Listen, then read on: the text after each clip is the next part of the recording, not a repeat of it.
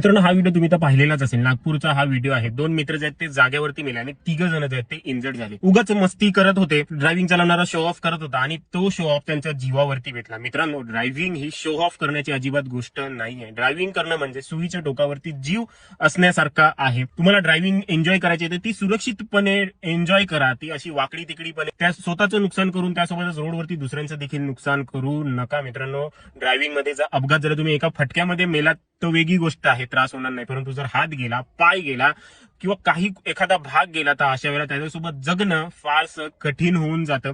आई बापाच्या याच्यावरती तुम्ही एक बोज बनून जाता. त्यामुळे ड्रायव्हिंग करत असताना काही लोकांचं तुम्ही रील देखील पाहिलं असेल, भावांनो 180 टच केलंय, भावांनो 200 टच केलाय. ही प्राऊडली सांगण्यासारखी गोष्ट नाहीये, ही लाजेची गोष्ट आहे की तुम्हाला तुमची फिकर नाहीये, तुम्हाला तुमच्या आई वडिलांची फिकर नाहीये, तुम्हाला तुमच्यावरती जे प्रेम करतात मित्र आहे, कोण आहे, त्यांची फिकर नाहीये. तुम्हाला फक्त फिकर आहे की मी किती स्पीड पर्यंत गाडी घेऊन गेलो. जी स्पीड लिमिट आहे, जी ट्रॅफिक लिमिट मध्ये सांगितलेलं आहे आणि जी आपल्यासाठी सेफ आहे त्यामध्येच कृपया चाला. ते जर तुम्ही चालवाल तर तुम्ही जास्त अट्रॅक्टिव्ह वाटाल लोकांना, चांगले ड्रायव्हर दिसून याल लोकांना, ना की एवढं वेगवान चालवण्याने. वेगाने तुम्हाला मजा नक्की येते, परंतु ते आपल्या जीवावर देखील बेतू शकतं. त्यामुळे मित्रांनो, अशी वाकडी तिकडी किंवा काहीतरी पांचटपणा करण्या अगोदर जरा विचार करा आपल्या आई वडिलांबद्दल, आपल्यावरती प्रेम करणाऱ्यांबद्दल, आणि त्यानंतरच पुढची रिस्क घ्या.